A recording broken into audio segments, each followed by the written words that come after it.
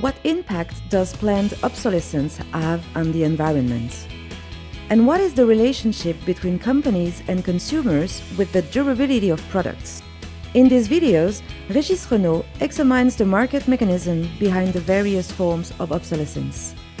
He also discusses the concept of negative externalities, which invites us to consider the real cost to the environment of our society of accumulation.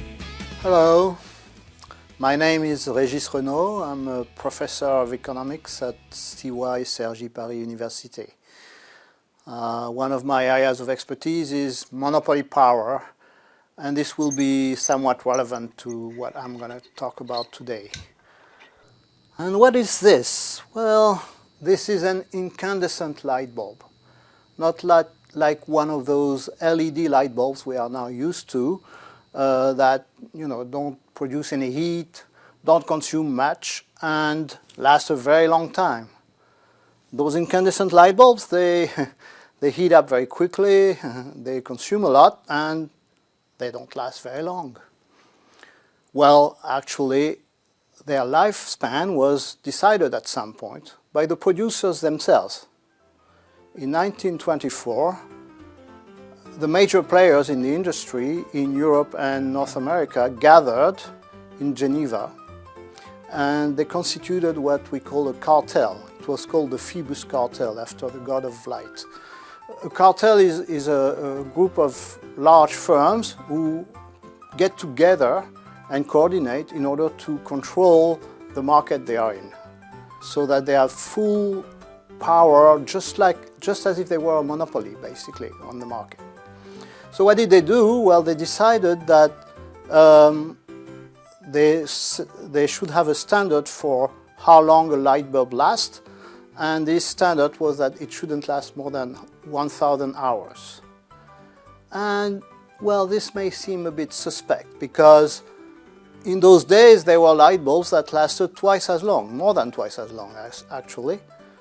And so it seems like this decision was aimed at gaining some control over the market, which after all is what a cartel is about, trying to control the market. I'll come back to that a bit later. Why did they do that? Well, there's a standard explanation that you can read everywhere, which is that the producers were worried that if light bulbs started lasting longer and longer due to technological progress, then they wouldn't be able to sell many light bulbs anymore, because people wouldn't need to buy light bulbs so much, because the light bulbs lasted so long that they just would replace them only infrequently.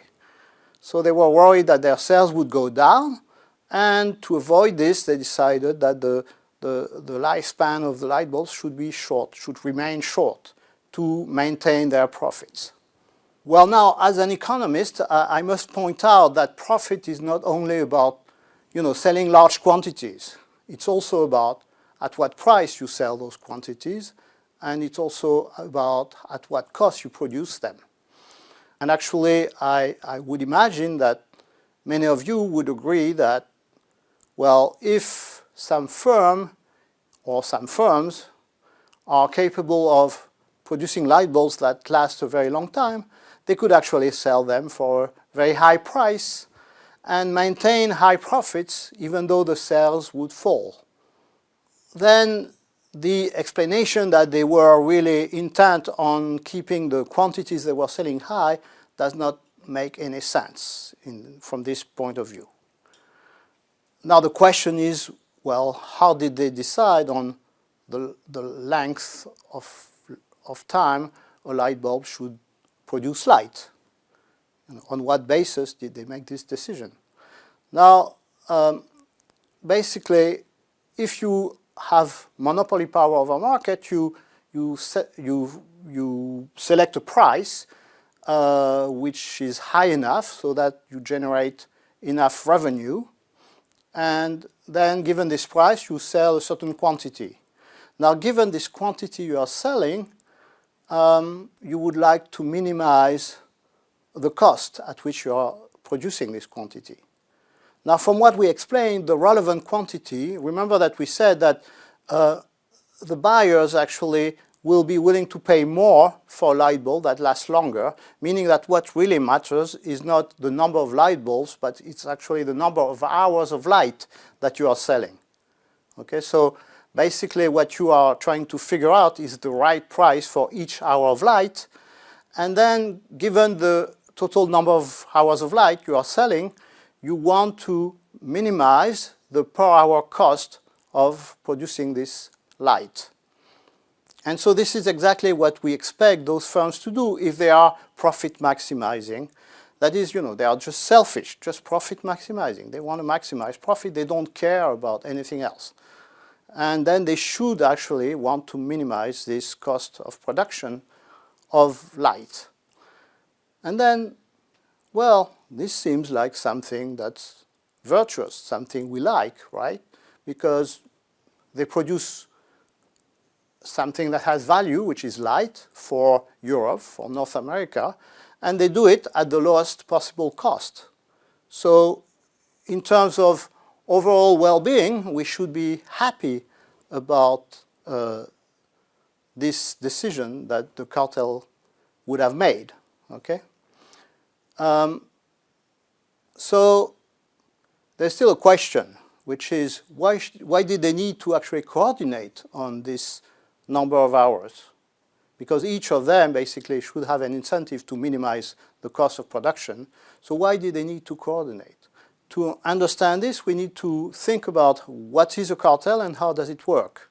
The objective of a cartel is to gain control over the market, and in particular control over the price that they set.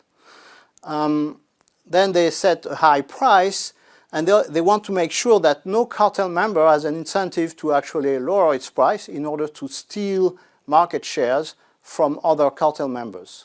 So they set up rules so that this doesn't happen. Basically, whenever somebody deviates, they get punished.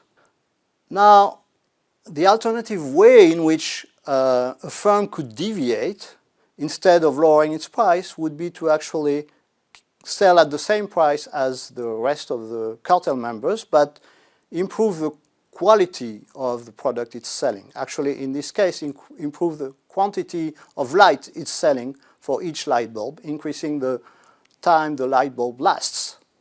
Okay? So the cartel wanted to avoid this to happen, and for that they needed to set up a standard and say everybody will sell light bulbs at a certain price, and each light bulb will last indeed 1,000 hours. Okay, and then they had control, they were controlling that it was indeed the case. And there are stories about how they were controlling the lifespan of light bulbs. Right, so in view of this, well, is there any planned obsolescence? Why would firms engage in planned obsolescence even though they are profit maximizing and selfish? Why would they want to engage in planned obsolescence? There doesn't seem to be any reason, okay? And still, people think there is planned obsolescence, but maybe it's a misperception.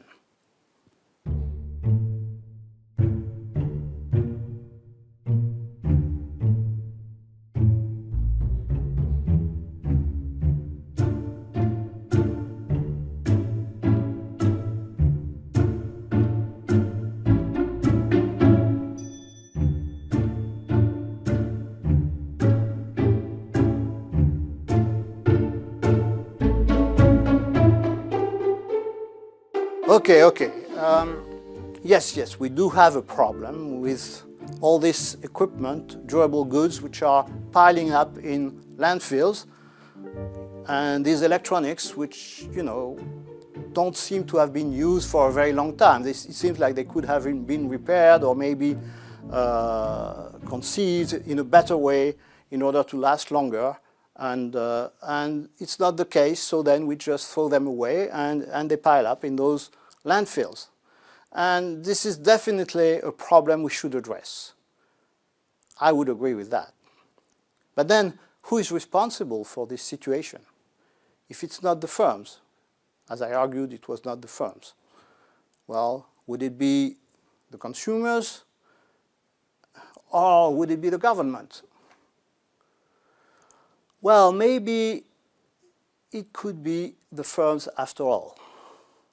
But to understand why this is the case, we need the help of a subtle mind. Here is Ronald Coase, Nobel Prize in Economics in 1991, I think, 1991. And Ronald Coase never talked about planned obsolescence, as far as I know, but he did come up with a theory which could explain why selling an everlasting light bulb, a light bulb that would last forever, would not be such a great business model. And this theory came to be called the Coase conjecture. So what is the logic?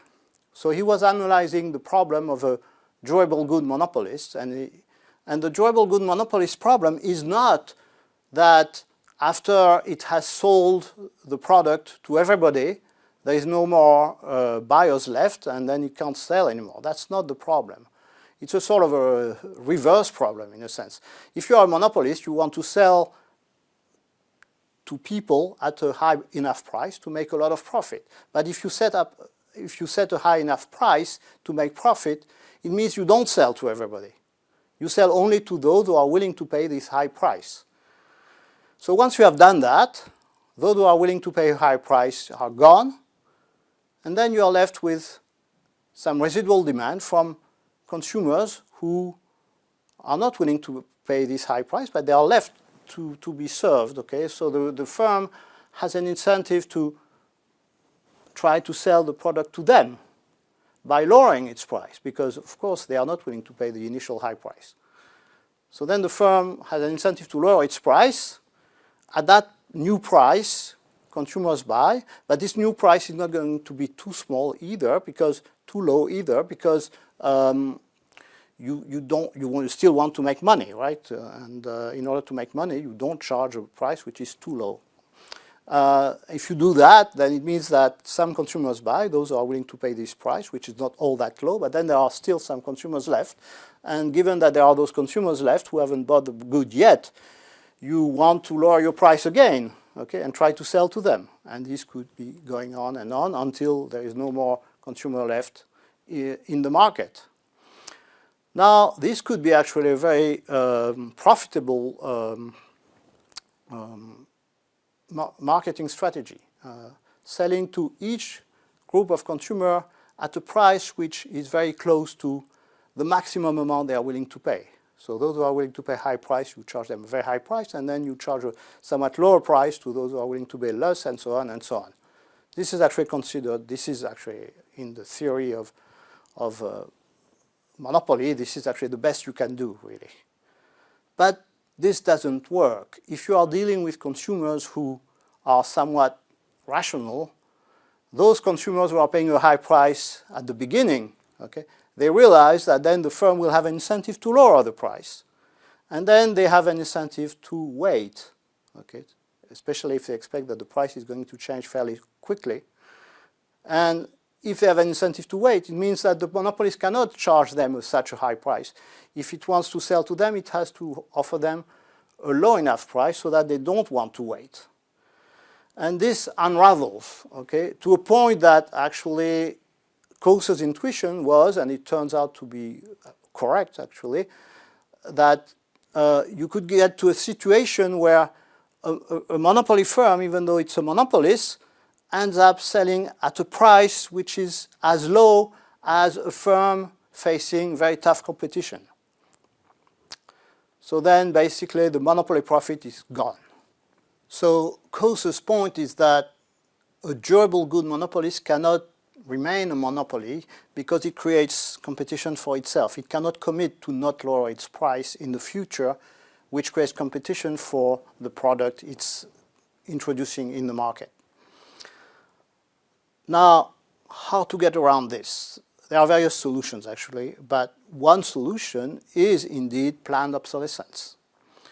If you make your product short-lived, then those high valuation consumers, they buy a product which is going to last maybe 2 or 3 years, and then they will have to buy it again, so that they never disappear from your market, right? You never have an incentive to lower your price, because you always want to keep selling at a high price to those high valuation consumers who are still ready to buy because they bought a computer that after 3 years doesn't work very well. Okay, so they go and buy a new one, and so again you can sell them at a high price. So then your incentives to lower your price disappear thanks to planned obsolescence, and then you can sustain your monopoly power even though you are a durable good monopolist, basically by making your good not so durable.